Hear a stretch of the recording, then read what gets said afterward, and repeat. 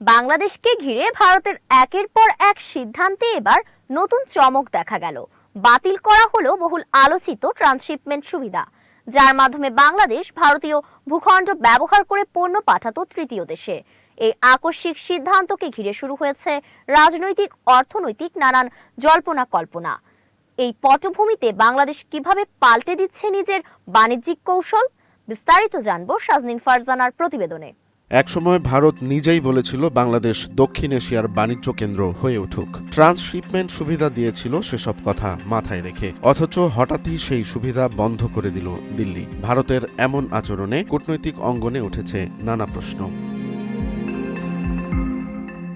গত কয়েক বছর ধরে ভারত বাংলাদেশকে ট্রান্সশিপমেন্ট সুবিধা দিয়ে আসছিল। এর ফলে ভারতীয় বন্দর ব্যবহার করে বাংলাদেশের পণ্য নেপাল ও ভুটানে সহজেই রপ্তানি হতো। কিন্তু ৮ এপ্রিল হঠাৎই ভারতের central board of indirect taxes and customs CBIC এক নির্দেশনার মাধ্যমে এই সুবিধা বাতিল করে।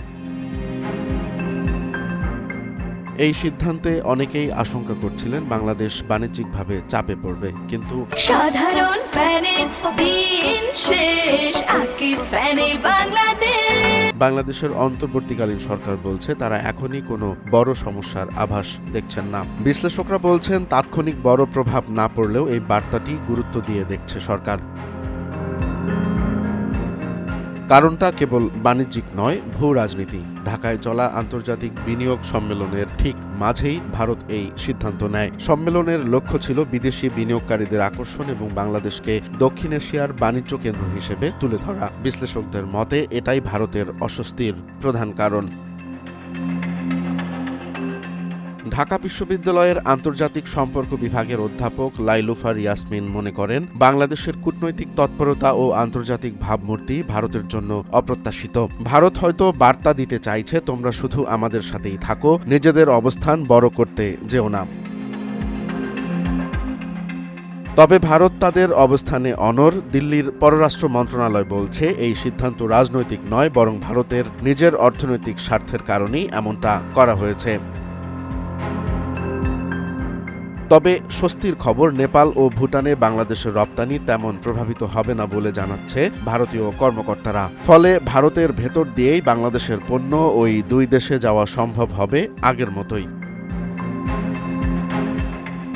অধ্যাপক লাইলুফার ইয়াসমিন অবশ্য বলছেন, এই পরিস্থিতিকে নেতিবাচক না দেখে বরং সুযোগ হিসেবে দেখা উচিত, কারণ এতে ভারতের ওপর নির্ভরতা কমবে এবং বাংলাদেশ বিকল্প পথ খুঁজে নিতে পারবে। বিশেষ করে আকাশপথের বাণিজ্যকে গুরুত্ব দিয়ে ভবিষ্যৎ কৌশল ঠিক করা যেতে পারে। ট্রান্সশিপমেন্ট সুবিধা বন্ধ একটি ছোট সিদ্ধান্ত মনে হলেও এর প্রভাব ছড়াতে পারে কূটনৈতিক সম্পর্ক থেকে শুরু করে অর্থনীতির নানা খাতে। বাংলাদেশ কিভাবে এই সংকট মোকাবেলা করে সেটি এখন দেখার বিষয়। রোমান্স তালুকদার, নয়া দিগন্ত।